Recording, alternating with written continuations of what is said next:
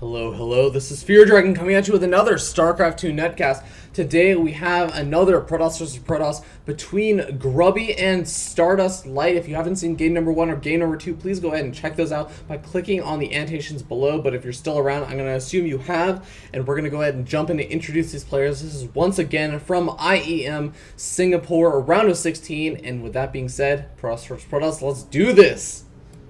Spawning up here in the top right-hand corner of Daybreak, we have the red Protoss player representing no team other than his own. His name is going to be Grubby, and Grubby is a awesome foreigner Protoss player, one of the Warcraft 3 Bonjoas alongside Moon, and he's going to be looking very strong, has a very, very top-notch micro, so we're going to have to wait and see how he plays this out. But his opponent is going to be spawning down here in the bottom left-hand corner of Daybreak as the blue Protoss player. He is a Korean Protoss player representing Team Light. His name is Light's Stardust, and he is very strong as well. He's currently tied up the series 1-1 against Grubby, and he is going to be looking to secure that win in this game as well as the next one, as he needs to win 2 games to actually win the entire best of 5 series, as well as his opponent does need to do the same as well. Anyways, we end up seeing mirror builds coming out in the beginning because this is Protoss, and it's basically like looking into a mirror. It's like the dance recitals where you see all those people practicing in front of a mirror, because that's basically what it is. It's a mirror matchup, and you're going to see mirror openings for quite a bit of time. But in the meanwhile, we can just go ahead and take a look at some small differences that could end up happening in this matchup. I mean, we have seen all kinds of different styles come out from Protoss players. We've seen Blink Stalker play, we've seen Robotic Facility play, we've seen Stargate play, we've seen Twilight Council going into Blink play versus Dark Templars, we've seen fast robot or Colossus tech, Immortal pushes, Sentry, Zealot pushes. Oh my god, there are just so many different things that you can do early game of Protoss. So I'm curious to see how they're going to open up, as they all play out very uniquely. And look at this little play from Stardust, trying to delay that gas geyser from Grubby for as long as possible. Grubby does eventually get it down, but of course Stardust did get his quite a bit earlier, so looks like Stardust are definitely going to be playing to do a little bit of tech, considering he got his actual second assimilator up before his cybernetics core is even thrown down, so he could be going for some kind of Stargate play once again, or even be going for Dark Templar play. That would be cool to see, as Grubby is going to be going for slightly delayed gas, of course, partially due to the fact his opponent did end up delaying it from him. But I'm actually curious if this is a mistake. We see 2 guys on gas for Grubby, and that's not generally something you see unless it's 2 guys on both those gas guys, but now we do end up seeing 3rd guy being thrown on there. I don't know if that's some ultra super duper refinement that you can only really know if you're playing at the pro level and you see, well, those extra, that you just don't need that extra 20 gas that much earlier, or it could just have been a mistake. I feel like it might have just been a mistake, and that kind of might show that Grubby is getting a little bit nervous after losing that last game by a very strong push from Stardust. I mean, Stardust had a proxy pylon, 2 proxy pylons set up in his base, and Grubby was not actually able to win. Of course, those proxy pylons were not just kind of surprise proxy pylon, it was more like Grubby was planting them down and such. But still, I mean, Grubby might have felt like he had that game at certain points, and it must be a little bit frustrating to not be able to have gone away with a victory. So I'm curious to see if his micro or even his decision making is going to suffer from that. Now, we do end up seeing a robotic facility tech coming out from Grubby, and I like this choice on this map. If you look at Daybreak, again, talking about Blink Stalkers, there's not a whole lot of room for the Blink Stalkers. It's basically the entire region between here and the ramp over here, where Blink Stalkers can actually blink out, just because this gap is a little bit too wide.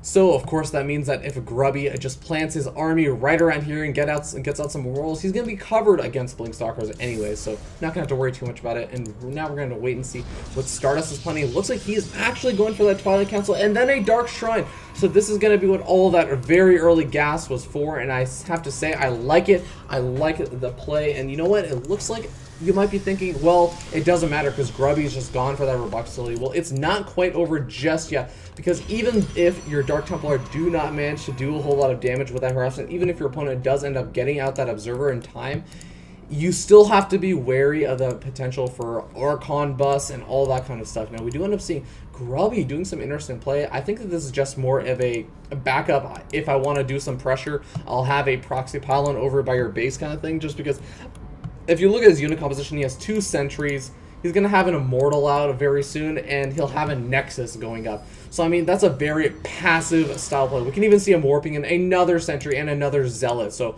I mean, this is more of an army that you use for defense rather than super heavy aggression. Now, in the meanwhile, we see Stardust actually gearing up with some of that aggression of his own. He has a very Stalker-heavy force. He can move his way across the map very easily. Even has one Sentry mixed in over there. That should actually have enough energy for a Guardian Shield very, very soon. So, that could actually be very useful as well. And, of course, the fact that he's going to be able to get up with that Dark Templar to maybe do a little bit of damage. But look at this. Grubby's expansion is going to be very vulnerable. He is trying to decide right now, do I move down or do I not? As we have to remember, there is that Force Seal or that Sentry that comes from the Team Stardust, or I guess our Team Light, so he has to be careful not to get Force Field down on the bottom of his ramp. But now we end up seeing this Immortal making short work of these Stalkers. He's not even going to lose all of his shields to take out these Stalkers. And look at this fantastic play from Grubby, just taking out so many of those units with a couple of those Force Fields, and also just getting that Immortal into a nice position. Even leaves the rest of his units over at that ramp to make sure that he can't actually get taken out. And now we end up seeing that Observer going to be following those units, and a forced Archon, as I mean, Stardust realizes, hey, my opponent went for the Robotic Facility tech. He probably has an Observer sitting right over my army, so the Dark Templar are not going to be able to do a whole lot. Better off going with some of those Archons, because they're going to be able to do some good damage to those Zealots, as well as even the Sentries, as they do a bit of extra damage against, or actually not extra damage against the Sentries. But now we end up seeing the big engagement coming out, and some nice Force Fields going down from Grubby, but that Archon is able to smash through it, and now we end up seeing those Sentries from Grubby under fire. The Zealots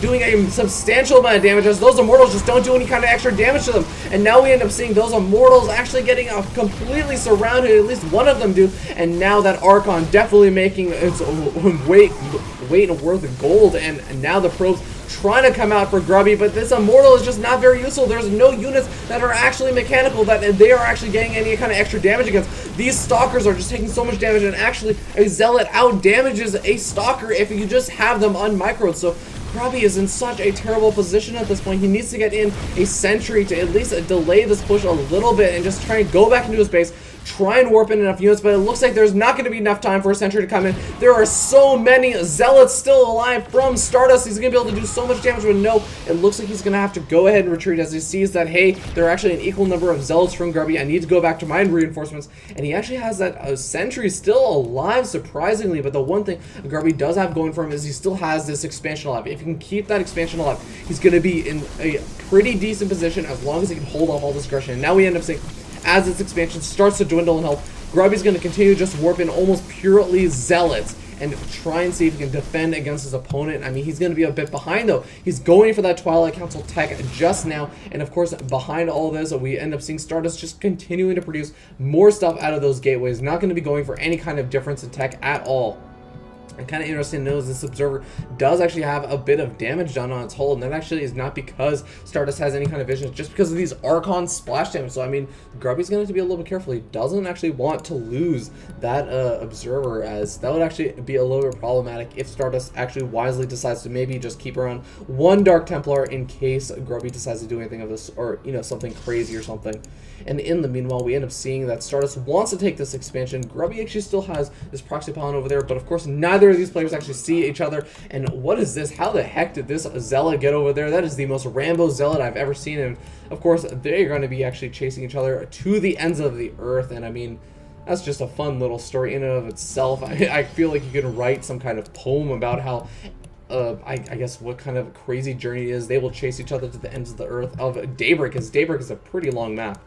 But of course, eventually he's going to have to make some kind of turns, and probably will end up having to face his death at some point. In the meanwhile, let's take a look at Grubby's unit composition. We end up seeing still just one Immortal out for Grubby, and a lot of Zealots. Oh my god, that's a lot of Zealots. And he has to be so careful, because that Sentry, it will actually just be able to force field Grubby into the base, and the longer that Grubby is actually just sitting in his base, the more difficult it's going to be for him to break out, just because, I mean, that... Oh my god, yeah, exactly. That Sentry is going to accumulate more and more force field energy, and as soon as Grubby tries to move down, it's going to be like, okay, well, I guess all of my Zealots will just be stuck at the top of the ramp. He's going for charge, actually. This might actually work out. I don't know. He's also going for that Dark Shrine so he can maybe try and break the force fields, but I don't know if this is going to come out in time, as I feel like he needs to move out. He needs to do some kind of damage soon, as the longer he waits, the better of a position the Stardust is going to be in. But look at this. Actually now utilizing that Proxy Pylon, warping in for Dark Templar. He's going to be able to easily snipe this expansion. I mean, yeah, there's an Archon out and he'll be able to do some splash damage, but look at this. Grubby even, oh, actually, no, there's an Observer out for Stardust. He's able to take out Grubby's Observer at the same time, but Grubby uses that as an opportunity to move out with his army. He's not going to be forced into his base, and now Stardust has to prepare that army to deal with Grubby's army, but a Grubby, even though he's going to have charge done very soon, Stardust also has a couple of Archons of his own. But look at this, these Dark Templar are making work of some of those Zealots. Every single unit is going to be so important for Stardust to keep alive, as he does not want to lose anything for this big attack coming out from Grubby, as Grubby's expansion is going to be so far delayed. I don't know if he's going to be able to make a comeback unless he can do some substantial damage. And we can even see over here the work count relatively even, but Stardust actually has an expansion up. Now we end up seeing all 4 of those Dark Templar morphing into Archons just to be able to deal with the potential for force fields against his opponent, as well as deal with the fact that his opponent also has a very Zealot-heavy composition. But here's the difference.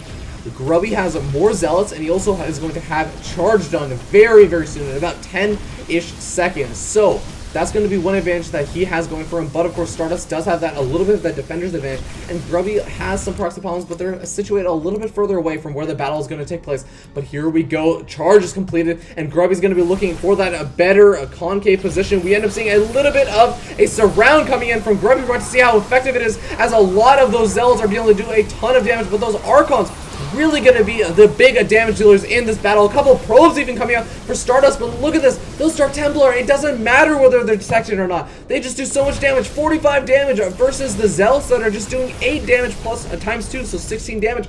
And look at this. Grubby single-handedly just taking that game so convincingly, and now we end up seeing he's moving into the main base. The production facilities are going to be under fire from Stardust. Stardust isn't mining from his natural expansion anymore. And what does he have? He's trying to morph in a couple more Dark Templar, but it looks like Grubby was even able to snipe off the Observer from his opponent, and I don't think that Stardust even has another Observer building. No, doesn't even have a single Observer out on the map. The Dark Shrine is actually going to be going down as well. That's going to be putting Grubby in such a fantastic position, especially, no, it looks like Stardust does actually now have that Observer out on the map, and it looks like that is going to be the last Observer that he'll have, though. And now Grubby actually has this Archon. He can try and go after that Observer, and once he takes out that Observer, what can Stardust do? Even Stardust, but some miracle, has been able to take out this giant army from Grubby. He's not going to have any detection to deal with those Dark Templar. Now we end up seeing, though, that Grubby is still taking the advantage in this army engagement, and now we end up seeing Archons falling, the Zealots are falling, and now the probes are going to be under fire from Grubby's army. Grubby also has that natural expansion, and there's going to be the GG